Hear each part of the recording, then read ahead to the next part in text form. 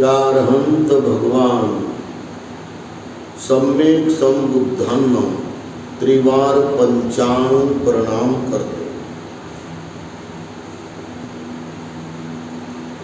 काल पूर्ण भारतभर आणि जिथे आंबेडकरवादी समूह राहतो ते America, London, England, Australia, Europe,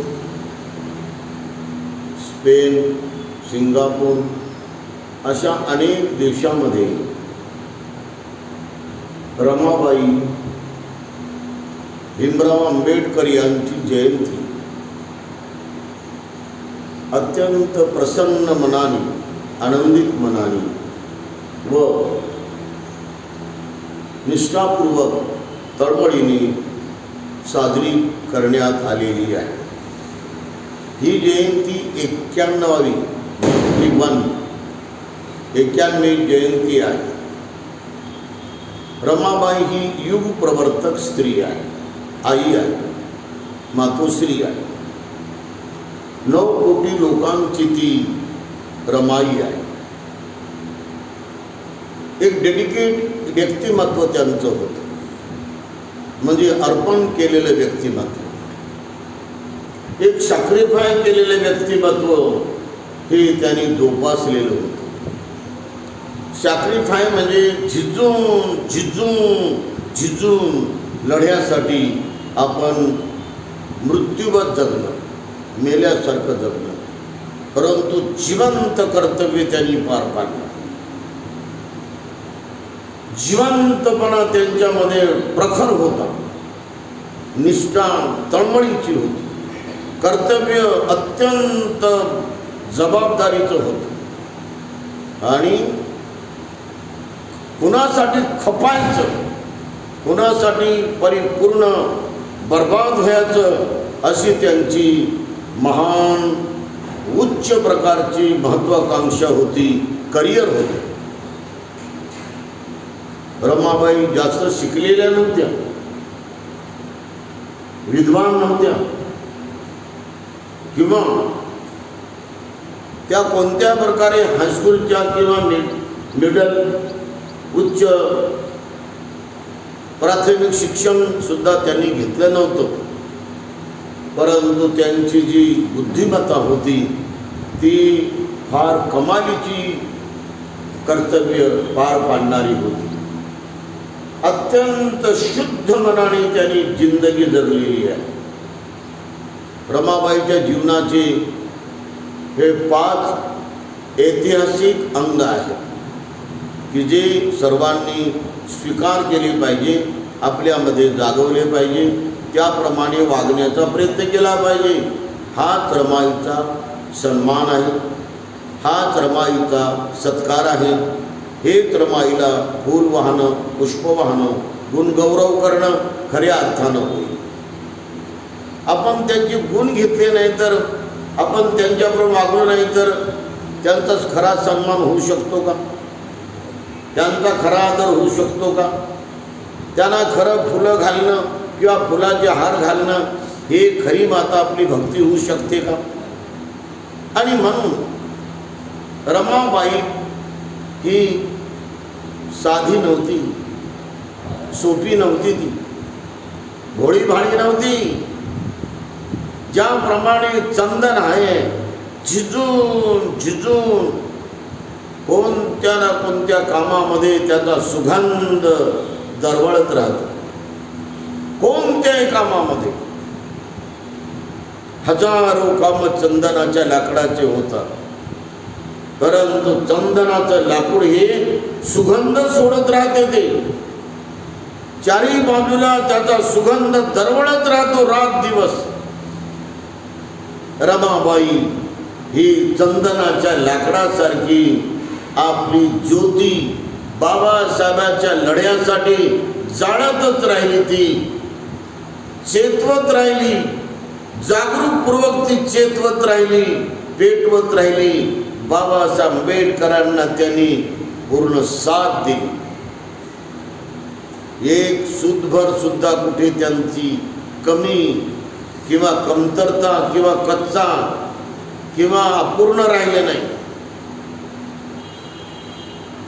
पहिलं त्यांचं सर्वात ऐतिहासिक काम आहे की रमाबाई भायखळ्याच्या मार्केटमध्ये त्यांचं लग्न झालं. मामाने त्यांचं लग्न केलं. त्यांचं वय फक्त 9 वर्षाचं होतं आणि भायखळ्याच्या मार्केटमध्ये संपूर्ण हा दोन्ही फॅमिलीचा समाज आला. रामजी सुभेदार आणि रमाईच्या आई वडिलांचे सर्व वलंगणकर परिवार साध्या सुध्या पद्धतीने हा विवाह सोहळा संपन्न झाला. त्यावेळेस हिंदू धर्माची परंपरा असल्यामुळे हे मंगलाष्टके म्हणण्यात आली आणि रमाबाई संसार करू लागली. बाबासाहेबाला रात दिवस अभ्यासाचा ध्यास होता. त्यांनी लग्न केलं तरी त्यांनी पुस्तकं सोडली नाही. त्यांनी पत्नी केली, परंतु त्यांचं खरं मात्र प्रेम हे आपल्या पुस्तकावरच होतं. रमाबाई ही संसाराची पत्नी म्हणून त्यांनी स्वीकार केली होती, परंतु तिच्यासोबत जास्त वेळ त्यांनी घालवला नाही असं त्यांच्या भारदस्त आणि ऐतिहासिक व्यक्तिमत्वामध्ये दिसून येते. पाहता पाहता ते 10वी पास झाले. त्यांचा सत्कार झाला.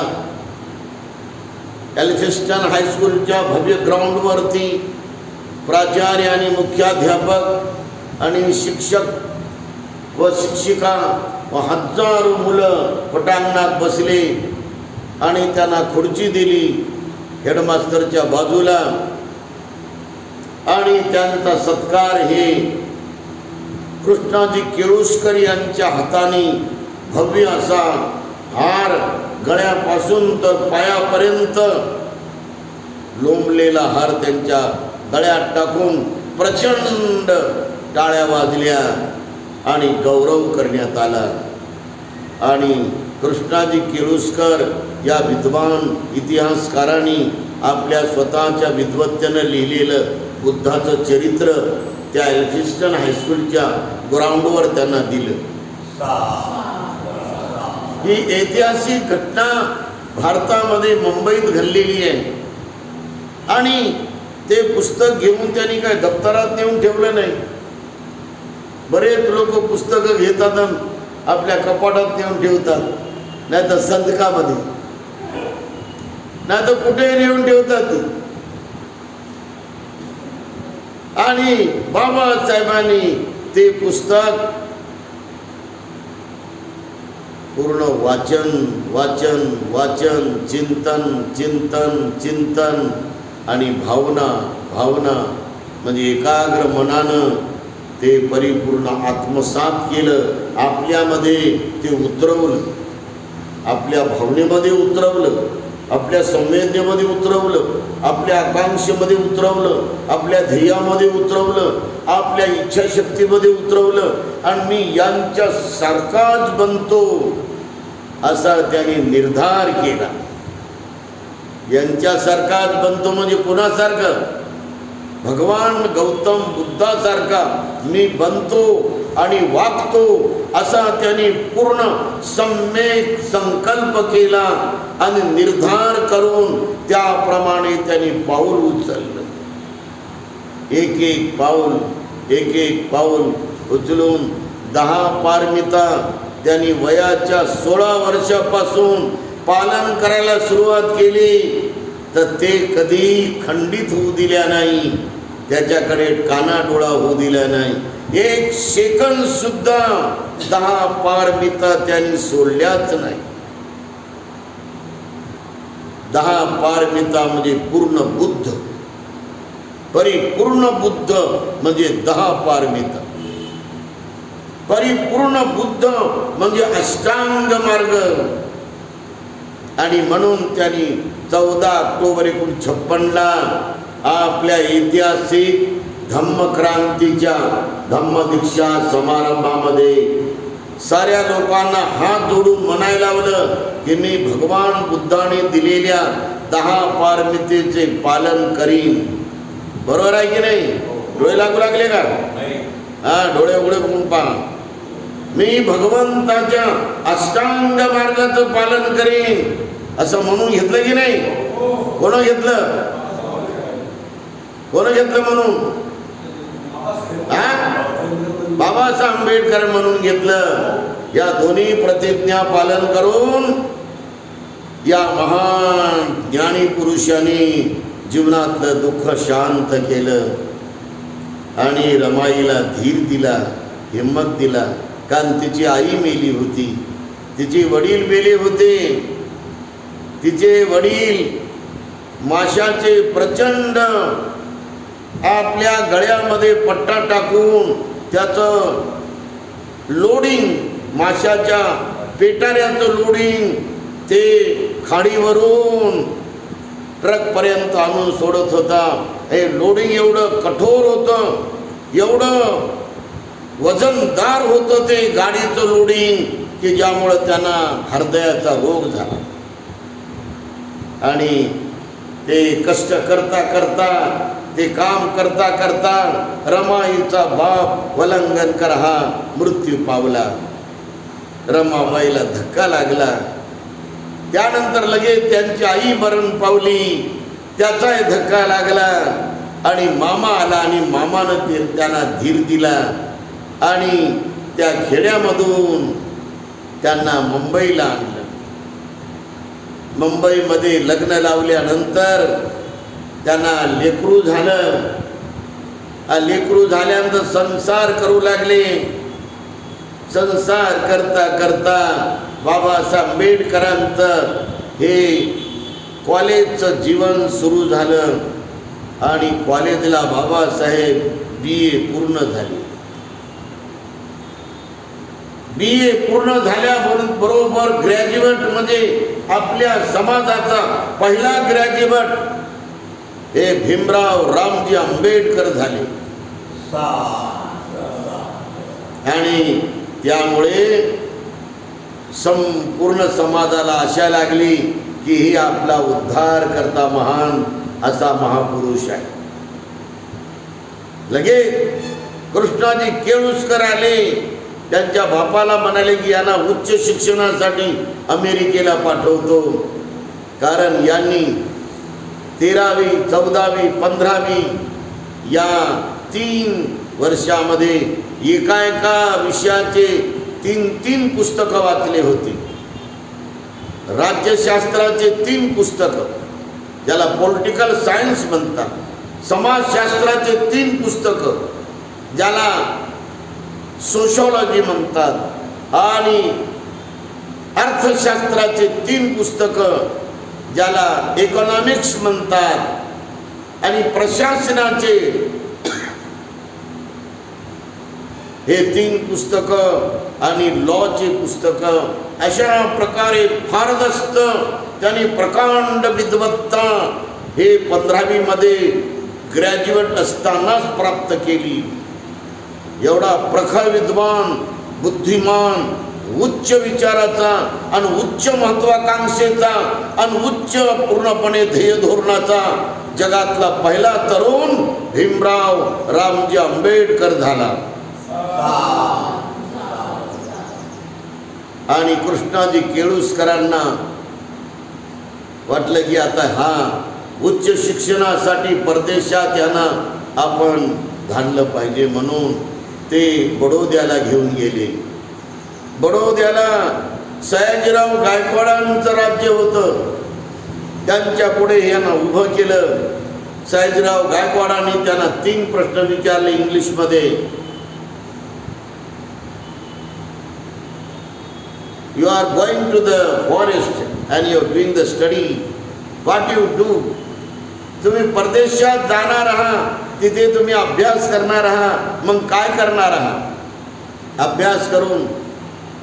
तर त्यांनी उत्तर दिला की मी माझ्या देशामध्ये येईन, माझ्या देशाची मी सेवा करेन, माझ्या देशाला नवा संदेश देईन, माझा समाज सुधरत राहील, समाजाला मी परिवर्तन करून टाकेल. माझ्या समाजाची जी दुर्दशा आहे, दुःख आहे, दैन्य आहे, दारिद्र्य आहे, गुलामी आहे, लाचारी आहे, या समाजाला या गलित गात्र दुःखातून, गुलामीतून बाहेर काढेन आणि देशासाठी मी माझी जिंदगी अर्पण करेन.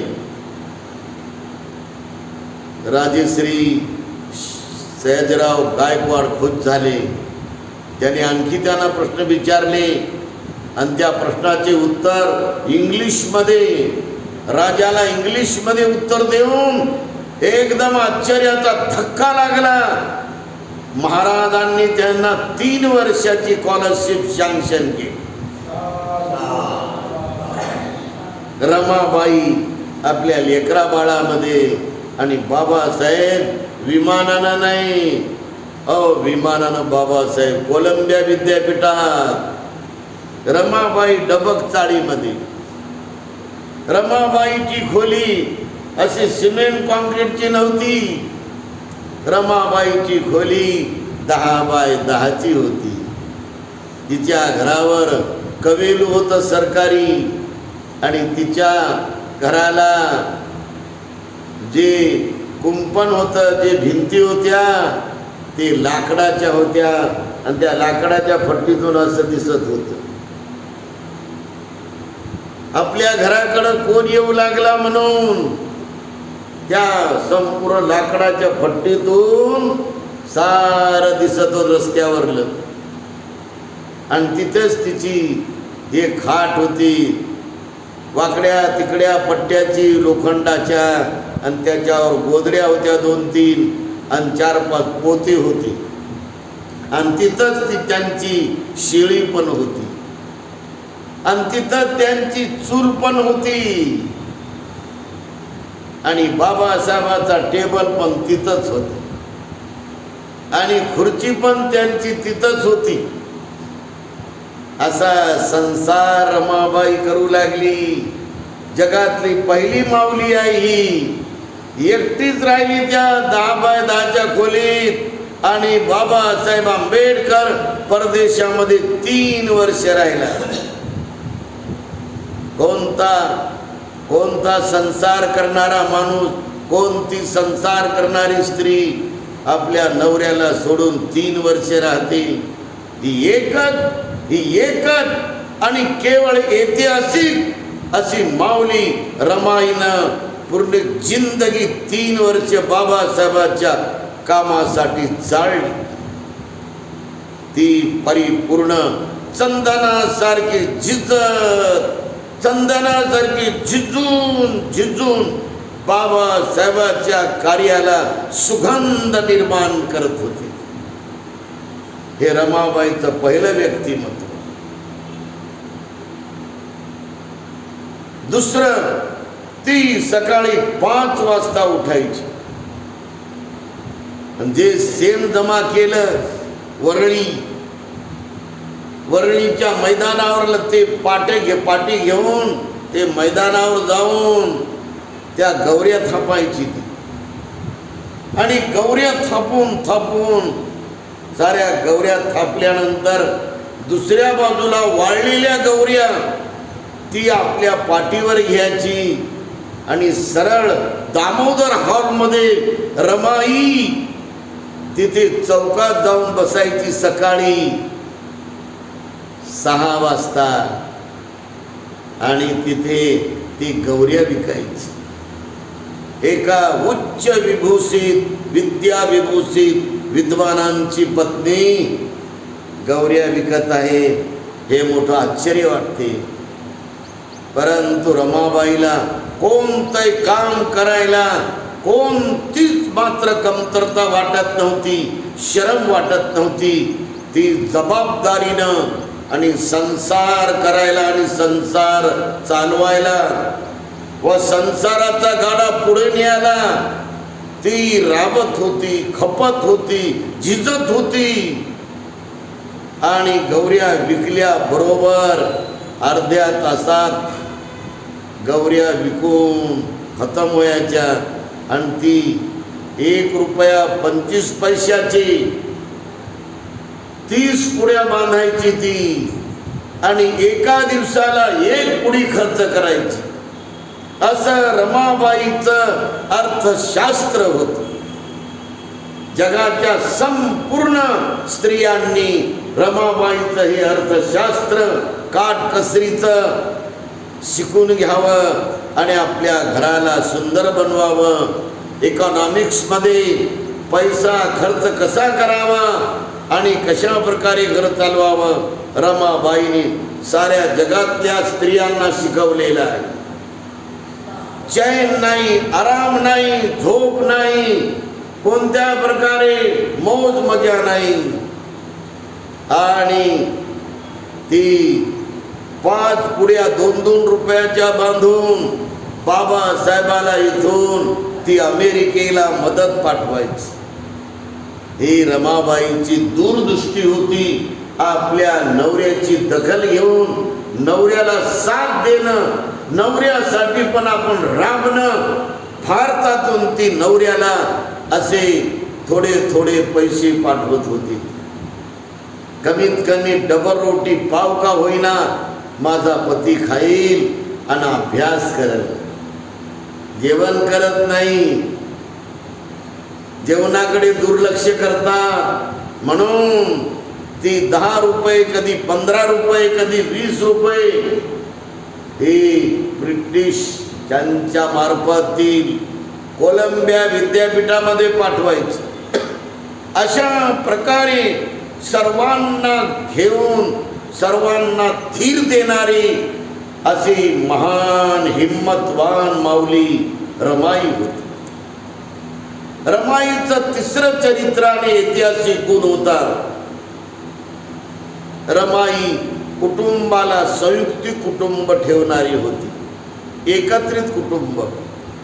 अशोक आंबेडकर, बाळासाहेब आंबेडकर, सर्व भाऊ, रामजी सुभेदाराचे सर्व भाऊ आणि बाबासाहेबाचे भावंड, वहिनी, सर्वांना त्यांनी कुणाला डावललं नाही, सर्वांना जोडून ठेवलं, सर्वांना एकत्रित केलं. आणि बाबासाहेब जेव्हा भारतामध्ये आल्यानंतर त्यांनी पूर्ण कुटुंबाला चालवण्याचं धोरण केलं होतं. म्हणून रमाबाई खूप तळमळीनं सर्वाला जोडायची. तरी पण बाळासाहेब फार त्रास द्यायचा. खूप वक्त बोलायचा, तो उतरून पातरून बोलायचा. मॅट्रिक मध्ये रात्रीची वेळ होती 11ची. हे मॅट्रिकचं यांचं वय होतं भीमरावचं, आणि दुःखी आवाज त्यांच्या कानावर आला होता. त्या आवाजाच्या अनुषंगाने ती त्या घराजवळ गेली. त्या घराच्या दरवाजातून फट्टीतून पाहिलं की काय दुःख यांच्या घरात आहे. हे दुःख माणसाचं ओळखणं, त्या दुःखाला जाणणं, त्या दुःखाची तडप जाणणं आणि ते निवारण करण्यासाठी आपण धडपडणं, झिजणं, हे भीमरावचा महान गुण होता. तर त्या घरात ना माणूस होता ना दुसरं कोणी होतं. ते पळत पळत गिरणीजवळ गेले. परेलची गिरणी होती, तिथून त्याने रिक्षा आणला. रिक्षा चालवणारा चालवत होता सायकल रिक्षा, आणि हे त्या रिक्षाला लोटत होते. चढ असल्यामुळे आणि त्या घराजवळ रिक्षा आणला आणि त्यांनी हात घालून कडी खोलली आणि बाईचे हे दंड आणि सर्व शरीर धरलं त्यांनी, आणि त्या रिक्षावाल्यानं पाय धरलं आणि रिक्षात ठेवलं. तिला डिलिव्हरी आली होती. ती प्रसूतीच्या वेदनेने तडफडत होती, म्हणून बाळंतपणासाठी दवाखाना गाठला. हे लोटत लोटत गेले आणि सायकलवाला सायकल चालवत होता आणि लोटतच गेले. ते रात्री 1 वाजला. दवाखान्यात पोहोचले. विचारलं दप्तरवाल्याने कोणाचं नाव लिहायचं. ते म्हणे माझं लिहा ना, भीमराव रामजी आंबेडकर. नाव नोंदवलं. बाईला ॲडमिट केलं. थोड्या वेळात बाईनं बाळाला जन्म दिला. सुखानं बाळ जन्माला आलं. हे 2 वाजता घरी परत आली. त्यांचा बंधू उठला. काबे म्हणे तुला एवढी जर समाज करायची, सेवा करायचं तर जाय ना बे म्हणे, फिरणा म्हणे इकडे तिकडे स्टेशनवर. झक मारायला आला का म्हणे इकडं आमच्या घरी. असा अत्यंत उलटा सुलटा बोलायचा, खूप कठोर बोलायचा. पण भीमराव अशी मान खालं घालून आपल्या टाकलेल्या बेडवर जाऊन पडायचा. नम्रतेनं सर्वांना त्यांनी हँडल केलं.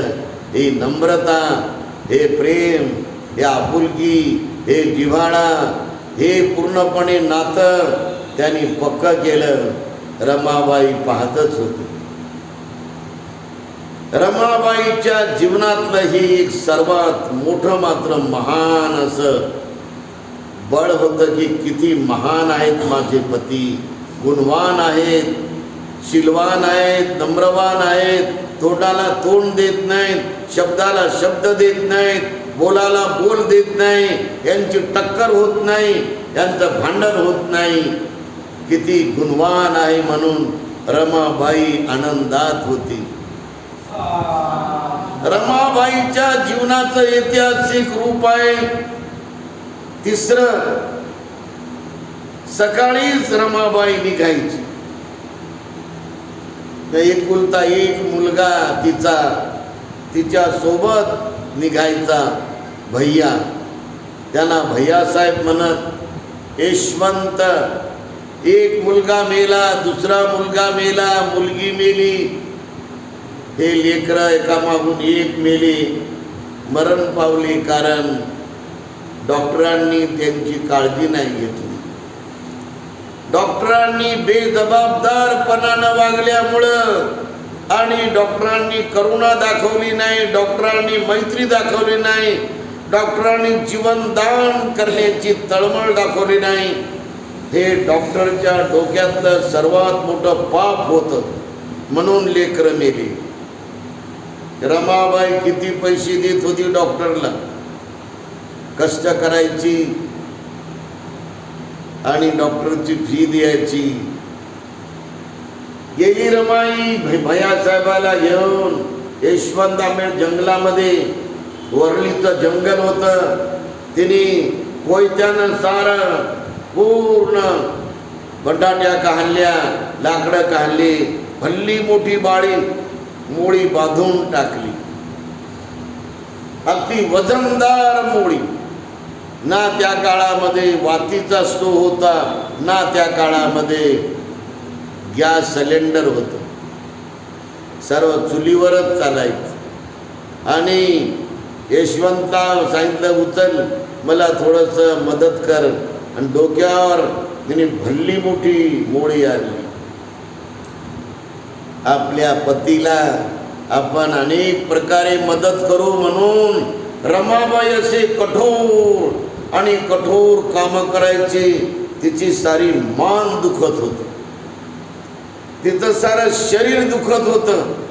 हे काबाड कष्ट करून, हे कठोर परिश्रम करून जगाच्या पाठीवरली ही रमाई सर्वात कष्ट करणारी, कठोर कार्य करणारी, महान मेहनतवान, उत्साही, उद्योगी अशी माऊली होती. घरी आल्यानंतर मोळी टाकून ते तोडून त्याचे काटकं एवढ्याला करून ते ठेवत होती. रमाई संसारासाठी सारं नियोजन करायची. रमाबाईच्या जीवनातला शेवटचा प्रसंग सांगून आजचा रमाबाई यांच्या जीवनावरलं वर्णन 91वी जयंती ही इथं आपण साजरी करत आहोत. रमाबाई अचानक हातामध्ये पोस्टमन त्यांना पत्र देतो.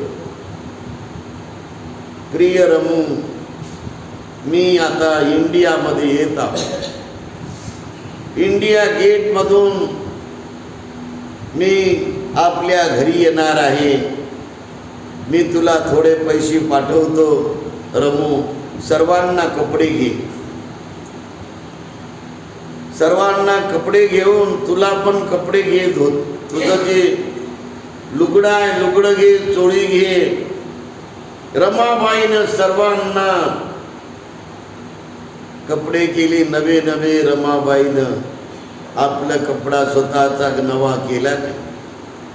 स्वतःसाठी काहीच केलं नाही तिने. एवढी अल्पइच्छी माऊली, लोभ मुक्त असलेली, मोह मुक्त असलेली जगातली पहिली रमाई स्त्री आहे. धारवाडला, बेळगावला तिथे मोठं हॉस्टेल होतं गोरगरिबासाठी कर्नाटकाचं. आणि आपल्या येथील वराळे जे लक्ष्मी कॉलनीमध्ये राहतात, मिलिंद कॉलेजच्या बाजूला, ते तिथे होते. आणि रमाई पूर्ण हवा पाणी बदलण्यासाठी तिथं जायचं. रेक्टर आला, हात जोडले. आई म्हणे, आपल्या वसतिगृहामध्ये मुलांना पीठ नाही, मीठ नाही, मसाला नाही, कांदे नाही, लसण नाही, काहीच नाही, तांदूळ नाही, गहू नाही. लगेच तिने आपली सोन्याची भारदस्त ही माळ त्याला काढून दिली. जाय म्हणे, तू काय बी कर याचं, आणि तांदूळ भर, मसाला भर, मीठ आण, पीठ आण, सारं बरोबर कर, लसण कांदे घेऊन ये. असं रमाबाईचं अति उच्च त्यागाचं जीवन होतं, जे गोरगरिबासाठी झिजत होते. तसाच प्रसंग पनवेलचा आहे. पनवेलला पण एक वसतिगृह होतं गोरगरिबासाठी. बाबासाहेबांनी ते वसतिगृह खोडलं होतं. आणि त्या वसतिगृहामध्ये खूप मुलं होते.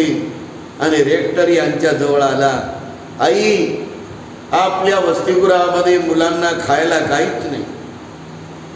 चपाती बनवायला गव्हाचं पीठ नाही, मीठ नाही, तांदूळ नाही, कोणत्याच प्रकारचं मात्र अगदी एकही वस्तू वसतिगृहात नाही. लगेच तिने भल्ली मोठी आपल्या गळ्यातला जो सोन्याचा हार होता तो त्या रेक्टरला देऊन टाकला. म्हणे, हा विकून टाकतो. आणि तांदूळ भर, गहू भर, दळून आण, पूर्ण कांदे मसाला सर्व घेऊन ये, काही कमी पडू देऊ नको. वसतिगृहाच्या मुलाला भरपूर जेवू घाल, त्यांची काळजी घे. अशा प्रकारे रमाईनं गोरगरीब मुलांच्या सुखासाठी, आनंदासाठी, त्यांची भूक जाण्यासाठी आपल्या गळ्यातलं सौंदर्य हे असं विकून टाकलं रेक्टरच्या मार्फत. अशी ही महान त्यागी लोक मुक्त माऊली होती. बाबासाहेब जहाजानं येऊ लागले, बॅरिस्टर झाले होते. माझा नवरा बॅरिस्टर झाला म्हणून त्यांनी आपलं हे हातात पडलेलं जे पत्र होतं ते पेपरला दिलं. आपला पेपर होता स्पेशल प्रबुद्ध प्रिंटिंग प्रेसमधून, गोकुळपेठमधून छापल्या जात होतं. दादरच्या गोकुळपेठचं हे प्रसिद्ध केंद्र. आणि रमाई सर्व लोकाला घेऊन गेली. हजारो लोक आले, लाखो पाकळ्या आणल्या गुलाबाच्या फुलाच्या, लाखोनं साऱ्या हलग्या वाजू लागल्या. आणि सकाळची वेळ होती, 9 वाजून गेले होते. आणि बाबासाहेब जहाजानं आले आणि उतरले. बँड मोठ्यानं वाजले, हलग्या मोठ्यानं वाजल्या. आणि बाबासाहेब आंबेडकरांचा अशा प्रकारे गर्जना झाल्या. भारतातला पहिला बॅरिस्टर, गोरगरिबांचा, अनुसूचित जाती जमातीचा, बहुजन समाजाचा. बाबासाहेब उभे राहिले, लाखो पाकळ्या त्यांच्या अंगावर टाकल्या, गुलाबाच्या स्वागत केलं. आणि मग पुकार झाली. एक एक माणूस त्यांच्या गळ्यात हार घालायचा, एक एक माणूस हार घालायचा, गळा भरून जायचा. पुन्हा गळा खाली करण्यात येत होता, पुन्हा गळा भरायचा. पुकार होऊन हारावर हार पडले आणि गळा पुन्हा रिकामा करण्यात येत होता. शेवटी रमाबाईंचं नाव पुकारलं. रमाबाईनं बाबासाहेबाच्या गळ्यात हार घातला आणि रमाबाई बाबासाहेबाच्या पायावर डोकं ठेवून सारे अश्रू तिने त्यांच्या पायावर सोडले. हे काय, तुम्ही माझ्या सोबत राहत नाही याचे अश्रू नव्हते, लेकरं मेले त्याचे अश्रू नव्हते, माझ्या गळ्यातलं सोनं गेलं त्याचे अश्रू नव्हते, मला खायला नाही, मला कष्ट करावं लागतात, मला गौऱ्या थापावं लागतात, विकावं लागतं, मला मोळी आणावं लागतं, याचे पण अश्रू नव्हते. मग अश्रू कशाचे होते? बाबासाहेबांचा जो हा लढा होता, हा प्रखर लढा होता, हा माणसाला जिवंत करण्याचा लढा होता. मेल्या मुर्द्यासारखा समाज होता हा, त्याला जिवंत बनवण्यासाठी बाबासाहेब आंबेडकरांनी हा लढा सुरू केला. आणि म्हणून तुमच्या लढ्याचं मी हे एक चाक आहे, ते बरोबर मी इथं भारतात चालवलेलं आहे. यासाठी रमाबाई हे प्रेमाचे अश्रू ढाळत होती, कर्तव्याचे अश्रू होते, हे संवेदनशीलतेचे अश्रू होते. उठा आता, चला गाडीमध्ये बसा. बाबासाहेब म्हणाले. गाडीत बसले. लगेच बाबासाहेब म्हणले, चल रे ड्रायव्हर, माझ्या आईकडे मला जायचं. त्यांच्या जीवनातला सर्वात ऐतिहासिक प्रसंग. रमाई बाबासाहेब गाडीत बसून चालले. हलग्या वाजू लागल्या, बँड बाजा वाजू लागला. काही अंतरापर्यंत गेले, फरलांग, 2 फरलांग, 1 मैल. आणि मग काढ रे म्हणे गाडी बाजूला. आणि गाडी बाजूला काढून लगेच जोरदार गाडी गोकुळपेठला पोहोचली. दादर प्रबुद्ध प्रिंटिंग प्रेसमध्ये गेली. तिथे त्यांनी पत्र पाहिले, चेक केले, संपादकीय सही केली आणि म्हणले, चल माझ्या माईकडे चल, मला आईला भेटायचं रे. माझ्या आईची मला लय आठवण येत आहे. म्हणून बाबासाहेब रमाबाईला सोडून गेले साताऱ्याला. पोहोचले. संध्याकाळची वेळ होती, 5:30ची. आणि 100 फुटावर जुते काढले आणि हात जोडून आईचं नाव घेत, आई तुझा भीमराव आला,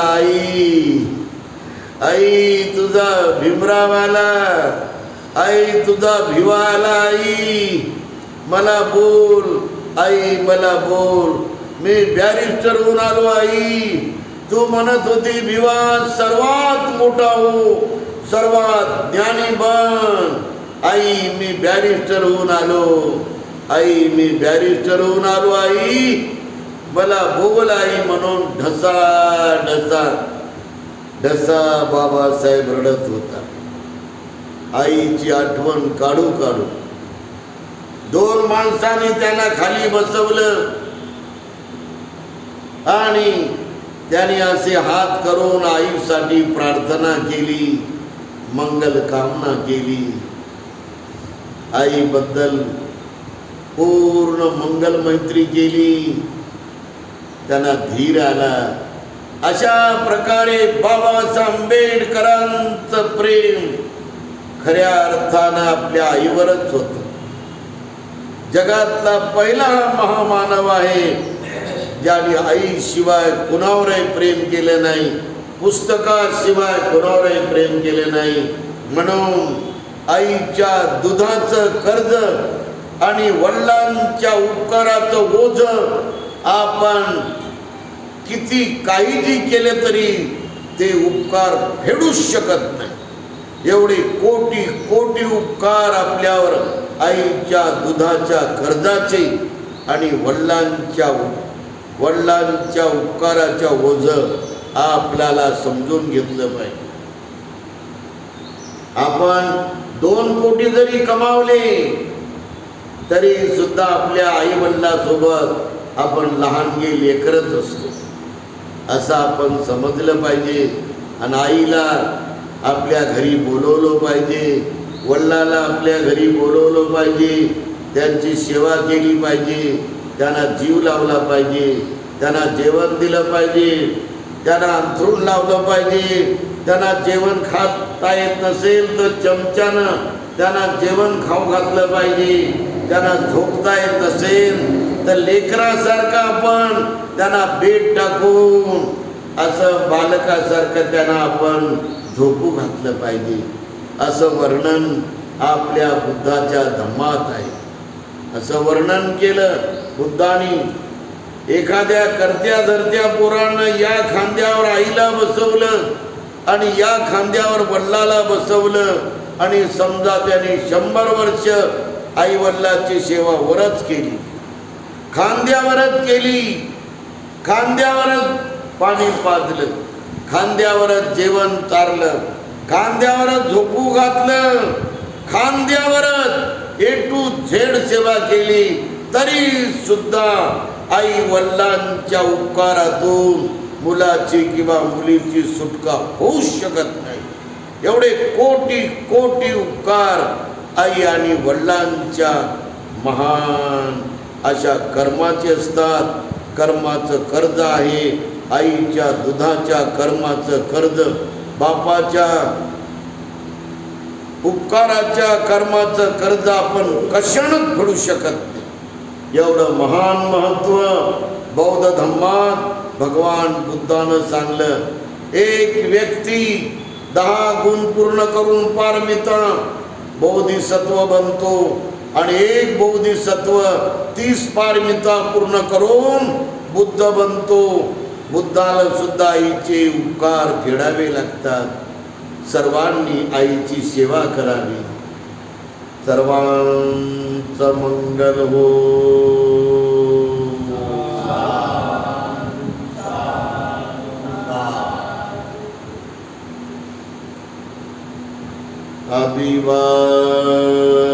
अभिवादन शिलिस